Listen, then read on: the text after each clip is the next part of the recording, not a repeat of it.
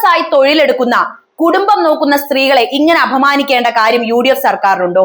KSRTCയിൽ സ്ത്രീകൾക്ക് സൗജന്യ യാത്ര അനുവദിക്കാനുള്ള സർക്കാർ തീരുമാനത്തിനെതിരെ ഉയരുന്ന വിമർശനങ്ങൾ അങ്ങേയറ്റം ഗൗരവകരവും വളരെ പ്രസക്തവുമാണ്.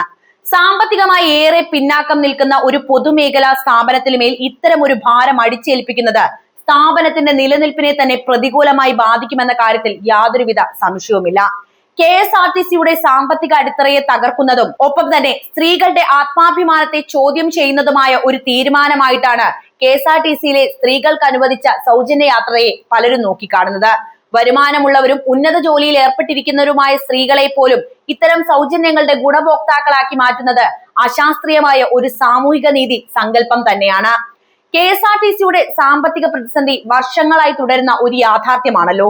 അടുത്ത കാലത്തായി വരുമാനത്തിൽ ചെറിയൊരു പുരോഗതി ദൃശ്യമായിട്ടുണ്ട് എങ്കിലും അത് സ്ഥാപനത്തെ ലാഭത്തിലാക്കാൻ പര്യാപ്തമായിരുന്നില്ല. ഈ ഒരു സാഹചര്യത്തിലാണ് പ്രതിവർഷം കോടിക്കണക്കിന് രൂപയുടെ നഷ്ടമുണ്ടാക്കുന്ന ഒരു പദ്ധതി നടപ്പിലാക്കാൻ സർക്കാർ മുതിരുന്നത്.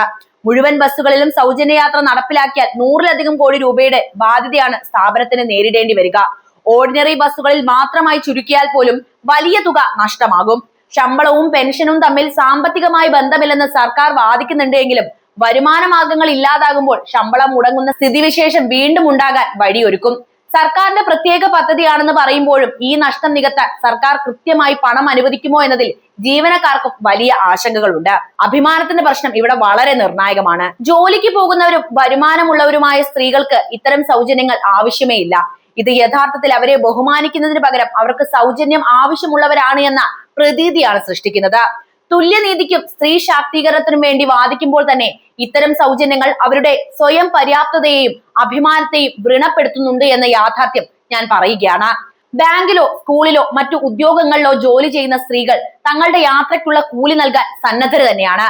അർഹതയുള്ളവരെ കണ്ടെത്താതെ എല്ലാവർക്കും സൗജന്യം നൽകുന്നത് സാമ്പത്തികമായ പാഴ്ചെലവാണെന്ന് ആരെങ്കിലും ഒന്ന് പറഞ്ഞു കൊടുക്കണം. യഥാർത്ഥത്തിൽ സഹായം ആവശ്യമുള്ളവരെ കണ്ടെത്തി അവർക്ക് പ്രത്യേക ഇളവുകൾ നൽകുക എന്നതിലേക്ക് ശ്രദ്ധ തിരിക്കുകയാണ് സർക്കാർ ഇവിടെ ചെയ്യേണ്ടത്.